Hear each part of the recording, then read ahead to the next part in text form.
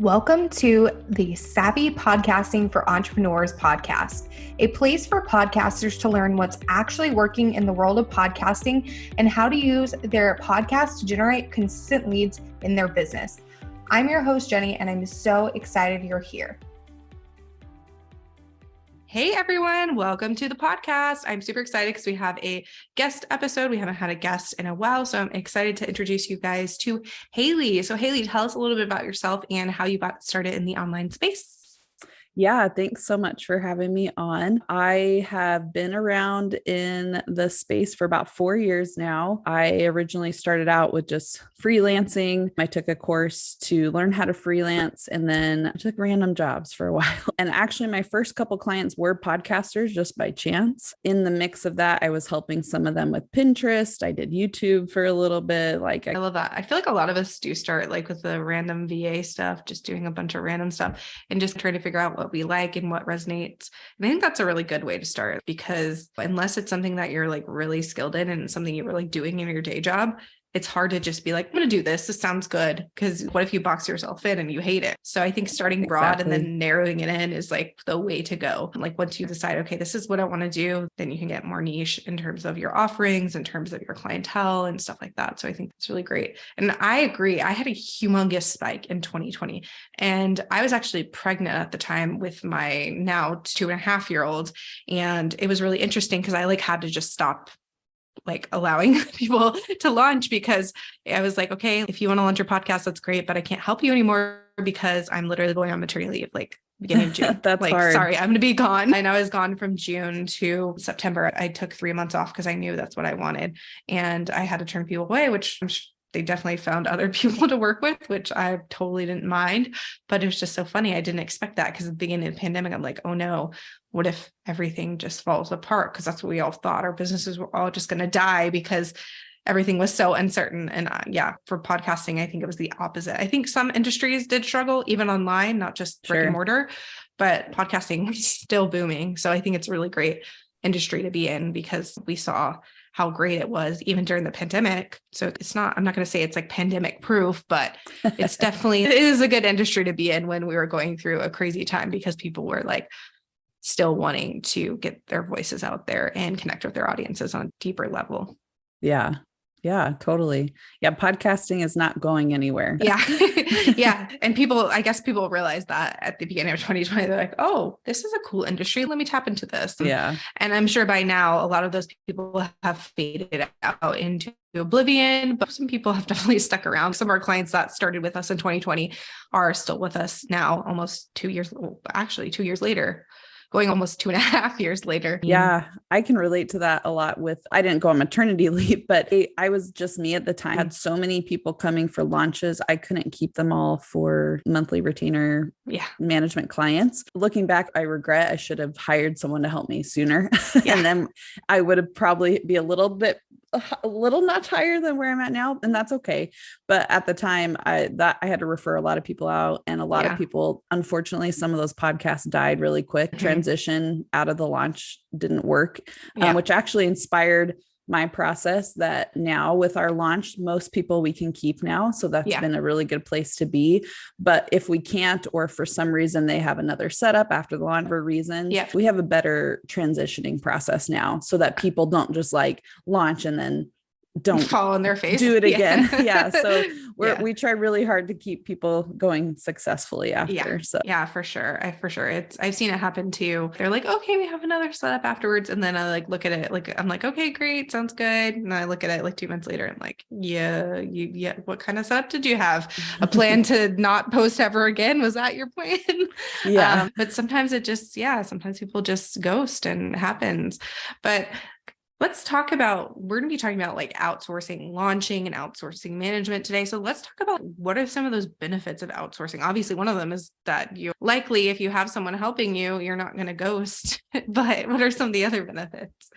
Yeah, I actually saw your questions beforehand. And so I was thinking about this one, why somebody who might be sitting on the edge with it, what's the benefit of it? I would just say in general, like any business outsourcing, the top thing is it's going to allow you time in your business for anything to grow you're not the expert at everything. I think there are some things, obviously, as small business owners online, we're going to find ways to be cost efficient in some ways and figure out how to do things. I can figure some things out here. And there's other things that, like my finances, heck no. Yeah. Somebody do this for me. Yeah. So, you don't want to do those wrong. No. And yes, exactly. I don't want to mess that up. I've paid someone to do my website before. Like although I love to do graphic design and I do a lot of graphics for podcast people, I'm not going to sit and make a whole website. So things like that. So I think just time alone, you don't have to worry about learning editing or how to upload the episode. You can basically, as a podcaster, go in, record, give your audio to your podcast manager, and hands off. Like the amount of time you're going to spend is going to be so short, and it's going to be fun. It's the fun part. That's not to say podcast managers don't have fun, but, no, but they doing it, and they get paid to do that.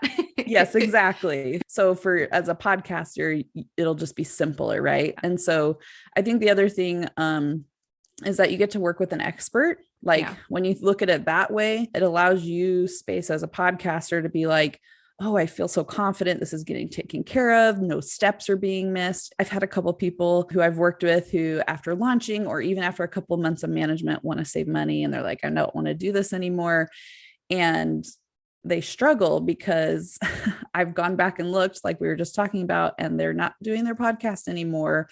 And I'm like, please stay with me because I know that this is going to take more of your time and you're going to have to learn this. And it just let the expert do what they know how to do. And that will allow more success for the podcast because you're allowing someone to take the driver's seat of letting your podcast go as good as it can get. It'll just drain your energy as a business owner. So just don't do it. And then the last thing I thought of was just organization and flow for a business. If you have a good system in place, like I mentioned before, like podcaster goes in, records, interviews, sends off audio, maybe some information to put in show notes, and then hands off. And then the system is the podcast manager does their thing and then they give it back to them. Like when you have a good system too, and it's not like this, oh, I got to record my episode tomorrow. Like it helps you time block. It helps you get really organized in your business, which then will also help you be successful. So I think those would be the main things that I think is the benefit of outsourcing a podcast. Yeah, no, I 100% agree with those things.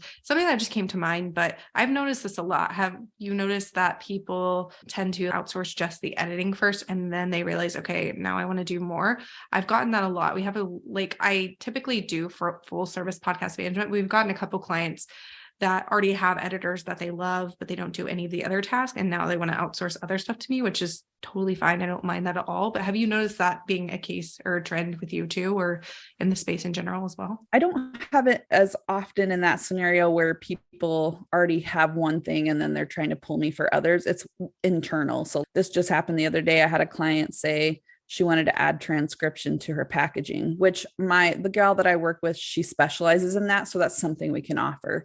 And I told her, I said, hey, like this is a big bump in your packaging. I'm happy to bump you. Here's some other benefits with our tiered packaging that we have. And so she felt like she wanted to do that. She's been with us about 1.5 years. So honestly, it made sense for her to up level. So I think sometimes that happens. I think people after their 6 month to a year mark get that itch of, okay, I like my podcast, but like, it needs a little bit more, like something needs to change. And so we definitely see that a lot internally with our clients. They're like, okay, what's the next thing I can do to make this better? Or they're saving money. So we're just doing editing and uploading in a couple graphics. And then we can also do your show notes. We can also do this and this for you. And then they're like, oh, and so they want to take it up a notch. So yeah, we've seen that a couple of times.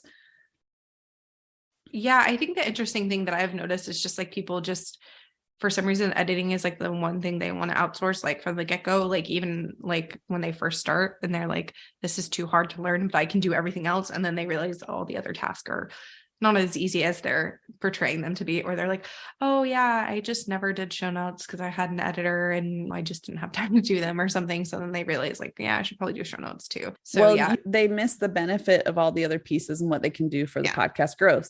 Exactly. Someone mentioned the other day, they were like, I don't know what show notes were. And they were a podcaster. And I was like, wait, what?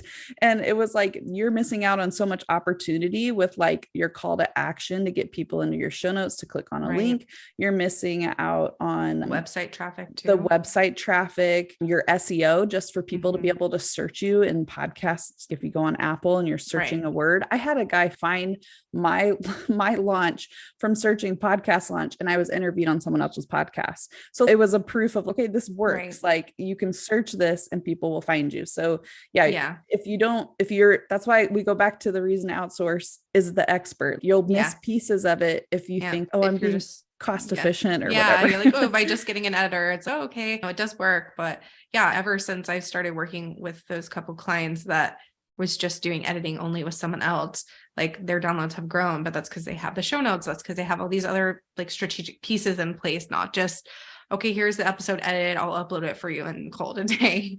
And everything else was just like an afterthought at that point. Yeah. So I know a lot of people, myself included, they like to have a plan in place. They like to be organized. So what are some of the things that we should have in place before we hire a podcast manager, whether to help us with our launch or just like we already launched, but we need help with the monthly management portion? Yeah, I'm glad you clarified that, because when I read it, I was like, I'm going to write a couple things down based off of what she asks me. But I like this question a lot because sometimes, honestly, I've got people at ground zero who just come to me with nothing. And so we have some interesting conversations to get going. But I would say the first thing that would be most helpful, and it doesn't have to be super organized, but some sort of SOP. So, system of, oh my gosh, guys, system operating procedure. Thank you. I was like, I'm blanking on SOP. I know what it is, but I can't remember the acronym. Okay. But just having a process. So if it's somebody that's already, I've had all those scenarios, right? If you've already had a podcast manager, which was one of my first clients, she already had someone, there was some reason that didn't work out. And she had an SOP for me of exactly what I had to do. It was really easy to go in because knowing the things, upload it, edit it, you know how to do that, but they might have a process. And so that's just easy to go, oh, I know how to do it in their world. And even if they don't have something so organized like that, like just a list of the expectations. Hey, this is like what I'm looking for help with. Like I said, some people come to me and they're like, I know I need editing, but what else? It goes back to those things like, what can we really offer? Which I know we'll talk about in a minute. But so just like having something organized like that. I think if you're new to podcasting, like she mentioned, if you're doing a launch, I think the biggest thing is just coming ready for ideas. Like, hey, I have this business and this is what I want to talk about. And I thought about this podcast name and I want to organize it like that. Might not have all that. That's okay. But some of that gets some of our creative juices as podcast managers going. But at the same time, it's nice to come with some stuff because it's like, they know their business better than we do. So we need at least a starting point. So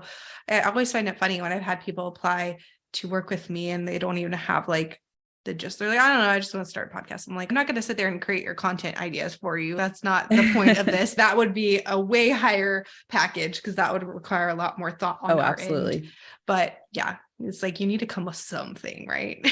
Yes, exactly. Yeah, I totally agree with that. I have definitely had to work that a little bit with people. Need a little more content to go off of. So understand that. I would say just one other thing would just be like, this is for any business owner in general, when you're hiring out, be open about your schedule and expectations. And as a podcast manager, my business, I do the same thing back. I'm like, okay, you want to be an episode that's on a Thursday. I'm going to expect your stuff by this day. And they might say, I expect this. So being very open with your communication about what process you're expecting. Because if you go in with a simple, I want to start a podcast and that's all you got for me, this is not a good start. So just a little bit more than that helps us know how we can prepare, how we can fit you into our business and our schedule. So it's come with something that helps. Right. Yeah. Cause even like when they're like, oh yeah, it's fine. Like I can review it whenever. And then like you give it to them to review and they're like, oh, but I wanted this 3 days ago. And you're like, you never told me that. Communication is super important. And I have an agency model. So we're a little more flexible because we do have several team members that can pick up podcasts and stuff. So it's not like just me and one other person, where I can imagine it's a little tougher to schedule that way. But still, like, everyone has a life. We can't just drop everything for someone and make it happen in a day or two. So I think having those expectations in place from the get-go, from both ends, not just here's what you expect, because we always tell our clients what we expect, right? But we want to know their expectations too, so we can meet those instead of bringing them the first episode like a day or two before it goes live, and then them being like, I actually expected this a week ago. And you're like, thanks, I didn't know. Yeah. So yeah, cool. So going into our next question, what are some of the things that a podcast manager can actually help us with? Not just the launch, but just like things that people wouldn't think about. And you can also go into the launch task too.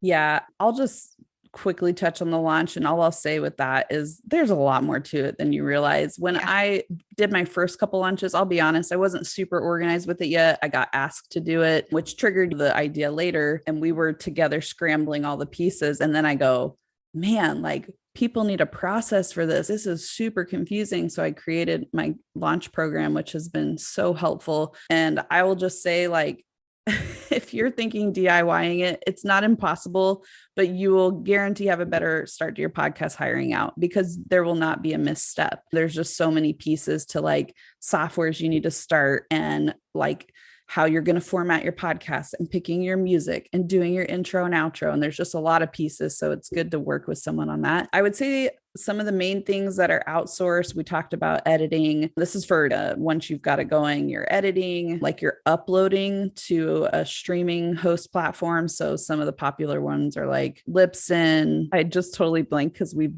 basically been in Libsyn for a good 2 years now. Yeah. I've had a couple of other ones people have come to me with. Buzzsprout, what's the other one? Maybe Buzzsprout. Yes, we've used Buzzsprout quite a bit as well. There's a bunch of them now, honestly. But those are some of the really user-friendly ones, really easy to use. My business, we do a couple of graphics for people, like real basic, like here's an Instagram story, an audio clip, image. And so we'll do some of those. Like we said, show notes. I don't know why people aren't doing show notes, but it's show notes. To me, that's like the most important thing after editing. I know. Do some show notes. And I would say under show notes, the benefits is, like I said, I have a client right now who's expanding to transcription. And if that term's not familiar to you, it's basically you just run your podcast through a transcription website. It takes everything you say out. But the reason that I have the girl on my team go through it is because they have about 80% accuracy. And so you still want to make sure that it gets all the words right. And then you can utilize that for a blog or something. And so then your SEO up levels, which leads to my next thing. We also offer like adding show notes to a website. We've changed our terminology around that. There was a lot of confusion. People thought we were like blog writers. And we were like, no, we will take like your show notes or a transcription and put it on a website, but we don't like straight up write a blog, because a lot of people you'll see they'll have podcasts at the top of their website, list all their episodes. It's just another way to be found. So some other things that like we don't offer right now, but like I've heard people offer, and I'd love to hear if you're offering something outside of what I'm mentioning, but like some people do some sort of coaching or mentoring, like you were talking about like content help and stuff like that. Like some people offer like the extra boost to help people walk a little bit more through the process, more in a mentoring kind of way. And then guest services, helping people with their interviews and getting that set up. I tried that for a little bit. It's like a whole nother bubble of organizing. So we're just not doing it right now, but I know a lot of people that offer it, and there are online services that you can pay for that do that as well. So those are some like really basic things podcast managers will take care of for you. Yeah, for sure. We also offer guest management at our agency, but we also do pitching too. So pitching people to be on other podcasts, just so it's like a more full service experience. And then we have some clients that do the pitching, they add it on, and then others that are just pitch only. So, that makes sense. That's cool. Yeah, it's a lot. I have a PR girl on my team who does all of that, because that is definitely like a guest management and PR is its own like little thing over here. Whereas like the editing, show notes, and all the other stuff goes together. So I think that those are all great things that you can outsource. And like we also do strategy calls as well with our clients too, usually about one a month. They don't always take it up because they don't need it every single month, but I always offer it like, hey, it's time to book your strategy call. And then we go into deeper, like their analytics, and they always get analytics reports too. That is like a given, just so they know where they're at. Yeah. That's a good one too, that we've been doing as well. They really appreciate that because they can pull up Libsyn and look at the numbers, but we compare like from last month. So then they see their growth, and that really helps them go, oh, I'm doing it right. So those reports are awesome. Okay, so we talked about some of the things we have in place. We talked about things we can get help with from a podcast manager, but where can we actually find a podcast manager? I'm sure there's plenty of places, but do you have any good places that they hang out or referrals or anything like that? Like, where do you think is the best place to find a podcast manager? I mean, yeah, and I see a lot of podcast managers in the She Podcast group as well. The thing with that is that if you are a member, you have to have a podcast too. They don't just let podcast managers without podcasts in there. But if you do have a podcast, people frequently ask there. So you can piggyback off those posts and see, oh, cool. There's all these people that you may not have found on like Instagram or Google, because sometimes people that are service providers are not very great at optimizing their own stuff for SEO and things like that, because they're so busy doing stuff with their clients. Yes. Yeah. So that's another good resource. I'm writing this down, guys, while she's like, I've heard of She Podcast. I didn't know they had a group. I'm going to go check it out. Yeah. It's a pretty big Facebook community. And I feel like there's at least once a day that people are like, I'm looking for a podcast manager. And like people will contact me weeks later on posts that I commented on. They're like, oh, I found you on She Podcast. I'm like, I haven't commented on a post in like months. And so it works, right? And people will go and look and see who commented on the post and then reach out to them. But yeah. And since this is a podcast about podcasting, I always like to ask this one question. So what is your favorite podcast currently, or podcasts? Yeah. So I giggled when I saw this one because this is what I do all week.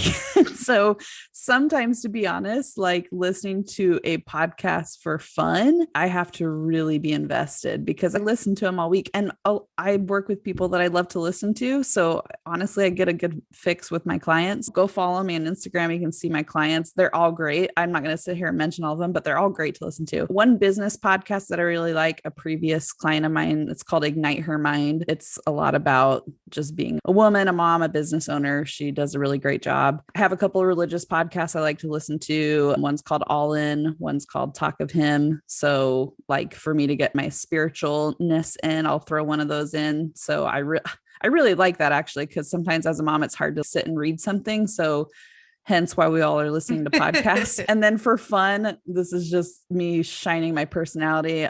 Every once in a while, I'll go listen to a Bachelor podcast from all those Bachelor people because I want to know the drama. Or I like behind the scenes of shows. So like some of my favorite shows are like New Girl and The Office, and they both have like people from the cast that talk about the episodes. And I think those are so fun. So yeah, that's me shining up. Like also, there's such a variety of podcasts. Like my husband listens to the total opposite. He likes all the like crime ones and weird facts and like stuff that I would never listen to. So like it's just like a movie or a song. You can find something that you like for yourself. There's something out there. Yeah, I agree. I think that's funny. Yeah, my husband doesn't really like true crime. That's more of my genre, but he listens like Barstool and all those like random ones. I'm like, okay, that's not my cup of tea. But yeah, so I think that's fun. And yeah, when you get paid to listen to podcasts, it's like you don't really want to do it all the time. For me, I like to listen to a lot of like leadership ones too. It's like true crime.